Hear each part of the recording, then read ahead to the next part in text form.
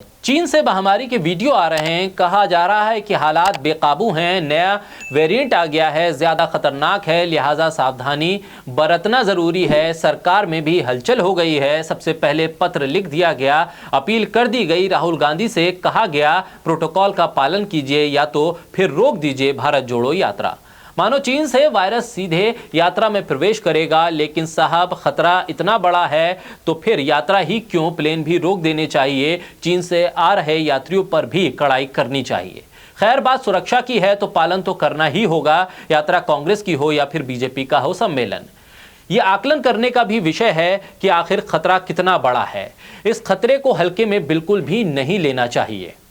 बोलता हिंदुस्तान पर मैं हूं आपके साथ मिर्जा शाकिर अली बेग। कन्याकुमारी से लेकर कश्मीर तक निकाली जा रही भारत जोड़ो यात्रा राजस्थान के बाद अब हरियाणा में पहुंच चुकी है। हरियाणा से ये उत्तर प्रदेश, दिल्ली, अंबाला, पठानकोट, जम्मू होते हुए श्रीनगर पहुंचेगी।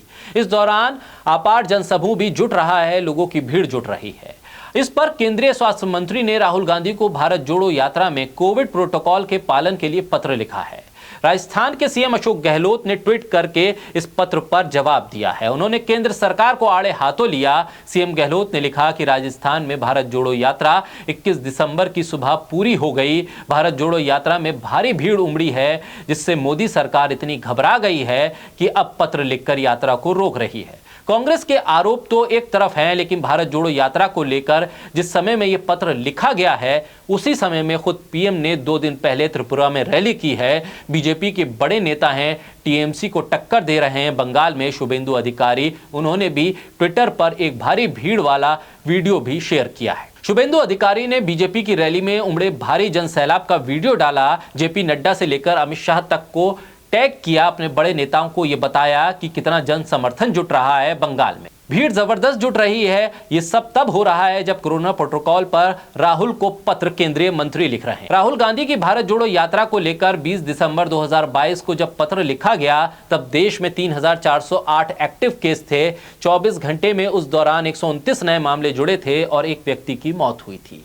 यही कोरोना 2021 में भी था। तब 19 अप्रैल 2021 को अमित शाह बंगाल में रोड शो कर रहे थे। तब देश में 20,31,977 एक्टिव केस थे और उस दौरान 24 घंटे में 2,59,170 केस आए थे और 24 घंटे में उस वक्त में 1,761 लोगों की मौत हुई थी। ये बताने के लिए काफी है आंकड़े कि चुनाव में कोरोना की रफ्तार कंट्रोल में आ जाती है, लेकिन चुनाव प्रचार खत्म होते ही आउट ऑफ कंट्रोल हो जाती है। ओमिक्रॉन सब वेरिएंट BF7 के मामले जुलाई, सितंबर और नवंबर में गुजरात और उड़ीसा में सामने आ गए थे। कांग्रेस ने इसी बात को लेकर अब हमला भी बोला है। कांग्रेस ने कहा है कि लेकिन अब पत्र जब लिखा जा रहा है, उस दौरान हिमाचल और गुजरात में चुनाव हो चुके हैं। क्या चुनावों के दौरान कोरोना प्रोटोकॉल का पालन हुआ था? यह बड़ा सवाल है जो कांग्रेस भी पूछ रही है और वाजिब भी है। मौत के आंकड़े और बढ़ते कोरोना के मामले अपनी जगह हैं, लेकिन कोरोना को लेकर नोटिसबाजी अपनी जगह है। अपने स्वास्थ्य का ख्याल रखिए, सचेत रहिए, सावधान रहिए, सेहतमंद रहिए।